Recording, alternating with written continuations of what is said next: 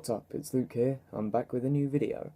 If you guys have kept up with the Star Wars gaming circuit as of late, then you would know that the Titanfall and Apex Legends development team Respawn Entertainment are currently working on a Star Wars game called Jedi Fallen Order. The game is set to release in November of this year. Believe it or not, this video was originally planned as a top 10 video.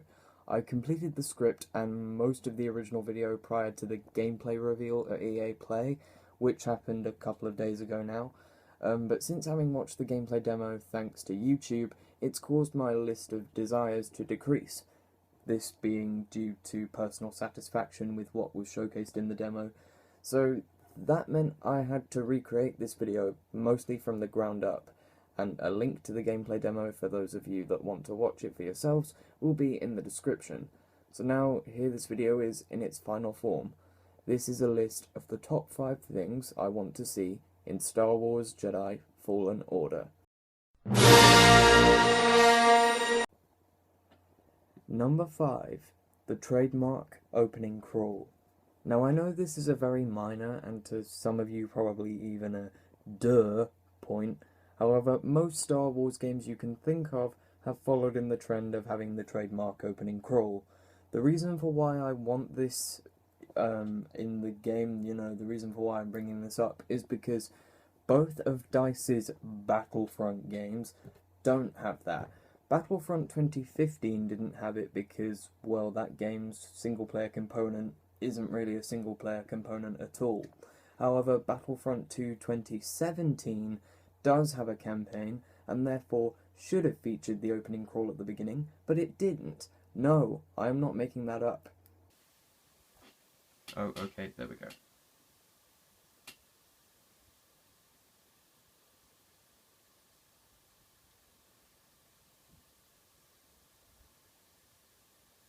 See? Absolutely no opening crawl there at all. So, yeah. Respawn, please double check that the opening crawl is in the game before you release it.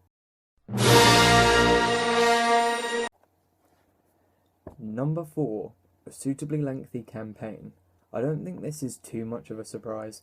There are a lot of games, generally speaking, that are very short. Some games are 3 to 4 hours long, other games are 6 to 8 hours long, but then on the extreme end of the spectrum you have something like Skyrim, which can apparently last hundreds of hours. If, for example, last year's Spider-Man PS4 was any indication, you can have an action-adventure game with a campaign that lasts upwards of 20 hours or longer. But at minimum, I'd say an approximately 12-hour story would be lengthy enough for me, though that is just my opinion. If the campaign for this game turns out to be longer than that, okay then. After all, the gameplay demo that we were shown actually takes place within the game itself around 3 hours in, so we'll see how long the game is once it comes out. Number 3. Character customization in the base game. There are 2 things I'm referring to here. Firstly, alternate costumes. Older Star Wars games, from Knights of the Old Republic 1 and 2 to The Force Unleashed 1 and 2, do feature some form of customization, from different outfits to lightsaber hilts and blade colours. However, if alternate costumes are in this game, they'll most likely be cosmetic, which is fine. It won't be the end of the world for me if alternate outfits aren't in this game, though they would be a nice inclusion.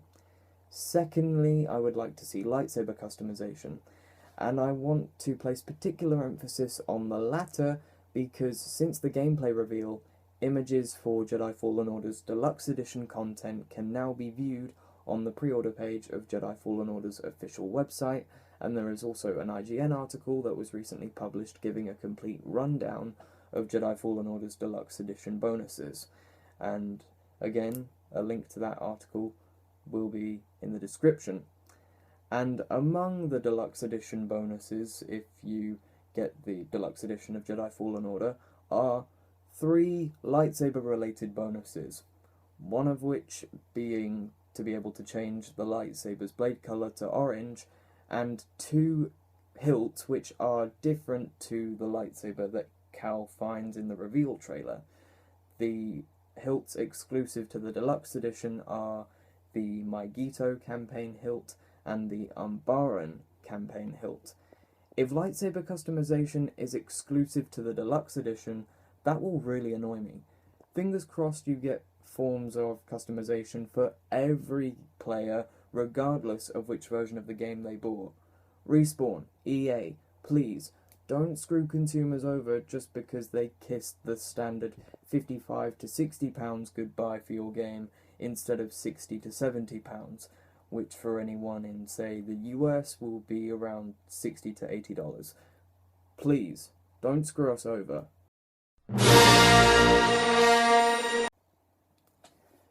Number 2. Good and varied boss fights. When it comes to boss fights, this is somewhat mixed. Obviously, you don't want the boss fights to be pushover easy in your games, although on the other end of the spectrum, you don't want them to be so frustrating that you want to pull your hair out. So if the difficulty could be kept balanced with the boss fights, that would be great. Then it comes to keeping things varied, which some games don't really accomplish with their boss fights. For example, the Batman Arkham games, they only have one boss fight that keeps things varied throughout, and that's the Mr. Freeze boss fight from Arkham City. That particular boss fight is the only boss of the Arkham series which has you use different methods to attack Freeze. Also, each of those attack methods were first come first serve, as you could only use them each once before Freeze countered every method you used. When it comes to keeping things varied, I'm talking about the fights that you have with the key adversaries in this game. No two boss fights, regardless of who you're fighting, is the exact same. Have each boss fight, if you're going to do recurring bosses in this game, be different, because that way, it keeps things fresh. So let's take the main antagonist of Jedi Fallen Order, the second sister.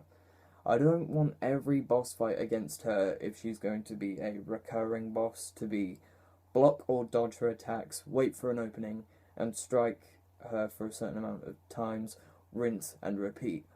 Otherwise the boss fights will be boring.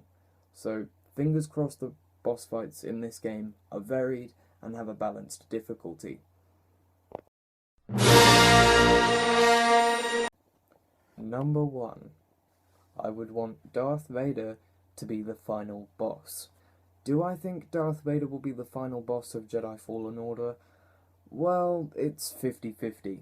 I say that because, unlike in the Legends continuity, or the expanded universe, where Vader would actively hunt down Jedi himself, current canon Vader only crosses blades with enemy Jedi when given no real choice. So the seventh sister could be the final boss. However, if Vader was the final boss, it could be more impactful from a story perspective. For example, maybe Vader is actively chasing down Cal and his company, and in order to save his friends, Cal forces them to leave him behind, and you have your final showdown. Also, if Cal dies at the end of the game, I'd rather have Vader be the one to kill Cal and not the seventh sister. To me, that's the only way he could go down as a hero, again, if Cal is killed off. Ultimately, if you want the game to resonate with fans, then one way to do that is to end it with a bang. As such, I think a monumental final battle with Darth Vader would be the best way to do that. Anyway guys, that's it for this video. I hope you enjoyed it, and I'll see you guys in the next one. I've got a couple of Queen related videos in the works, so if there are any music fans out there that like Queen, stay tuned for those videos. But until then, goodbye, you've been Warren, and may the Force be with you.